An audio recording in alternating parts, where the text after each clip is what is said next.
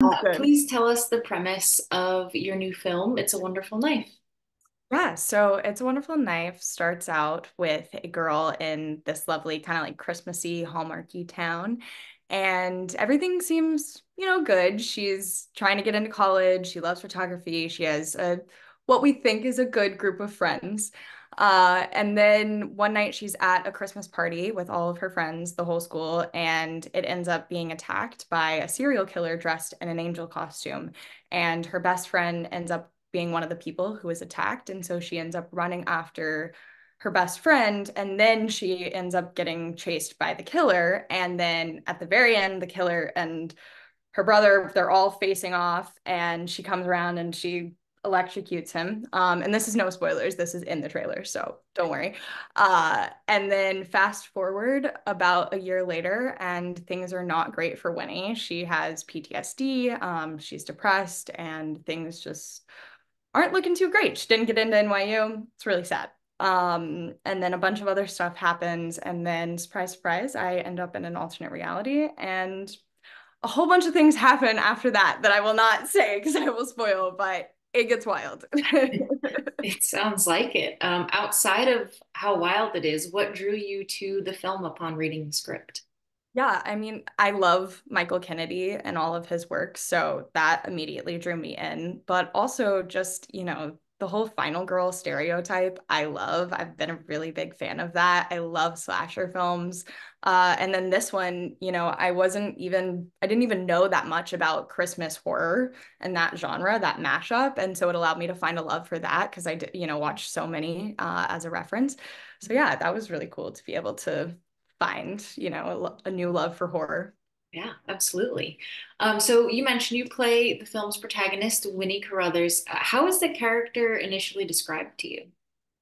Yeah, so she was described as, I think, likable girl next door, all that jazz. But the one thing that really stood out to me was that she had an air of loneliness. And that was like from the beginning. And I feel like I kind of took that and ran because in high school, I always kind of felt like I was friends with a lot of people, but I was kind of on the outskirts of every friend group and I would kind of like jump from friend group to friend group. And so I kind of get that like air of loneliness. Like it doesn't like seem like it seems like you have like all the friends, and everything, but you do kind of feel like, oh, I'm still a little bit of an outsider. And I feel like there are especially a lot of like queer people who can really relate to that. And that's what's so lovely about this story is, it tells queer stories and I was able to relate to that. And I've never been able to do that in a role before. So that was really cool. Absolutely. That's great. The movie also stars Justin Long and Joel McHale, some real big comedic talents. Was there any room for improv in scenes? Oh yeah. Oh yeah. And they brought it. Let me just say. The entire Christmas tree lighting scene, I mean, I think there's probably like 10 pages of dialogue that on the shelf that Justin did for that in front of the tree. It was hilarious just listening, over and over. But Joel is really great at adding in these like quippy little lines Mhm. towards the end of scenes and takes. And one that I loved that ended up staying in the film was at the very end, I say, oh, I didn't get into NYU.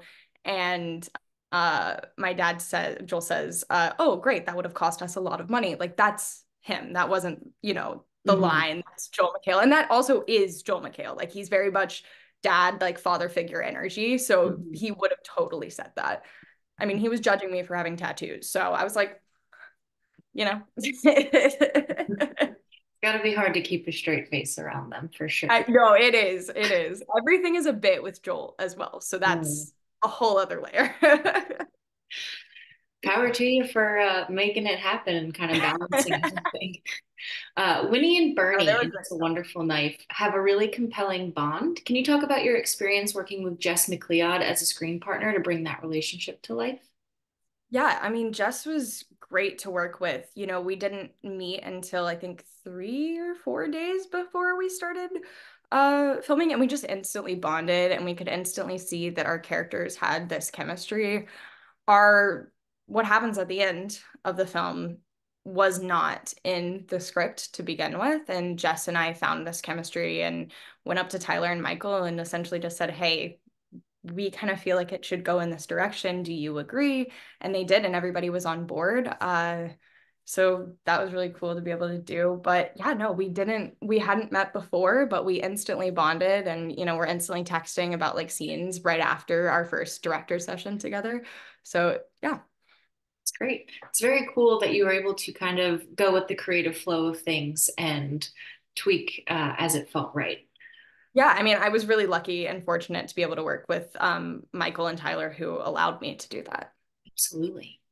Tell us about your favorite scene or film experience from the movie. Favorite scene? Um, Okay, honestly, I really do love the Vicky quit pursing your lips, your mouth looks like an asshole line. That was just really fun to be able to like do over and over again. I don't often get a lot of mean lines for the characters that I play. Mhm. So that was fun to be able to, step into something I haven't really done a lot before. Absolutely. It's a Wonderful Life is a very good balance of horror and dark comedy. Did you enjoy kind of getting into revel the humor and the darkness of it all during filming? For sure. I mean, I feel like Winnie is the, kind of least funny character because everything around her is that's happening to her is funny, but it's not funny to her, it's funny Mhm. to everybody else. So that was kind of fun to find those comedic moments without, like in the beginning, she's a lot more funny because she can be a lot more funny.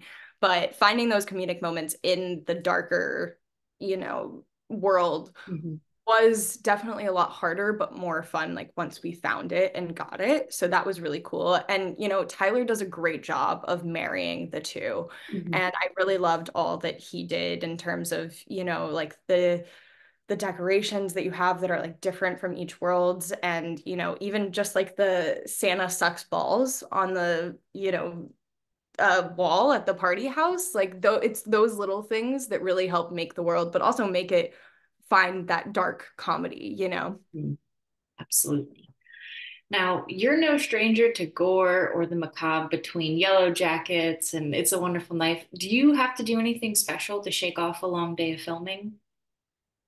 Not really. I mean, I pretty much just take a shower, to There be you go. honest. Yeah, that's pretty much it. I think there's, once you get into like the hair, the makeup, the Mhm. costuming, especially for Laura Lee, that really just allowed me to get into character. So I feel like a lot of the times once I take off the costume, that kind of helps me like shed the character and the day. Um, but yeah, not really. I mean, I did do a project where I had to play a sex traffic victim, so I feel like I do kind of veteran on shaking it off because that was intense and shaking Yes. that off every day was very intense. So now it's like easy peasy, nothing. It's fine. Mhm. Yeah, for sure.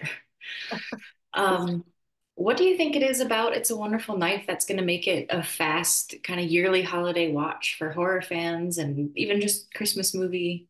I You think just first of all, the queer aspect, that just there's not a lot of that for queer people out there. So I think that that's great. And I think that also it really has what it takes to be a Christmas cult classic because, it has those like horror elements, but then it know? also has these comedic Christmassy elements that, in my opinion, are really camp.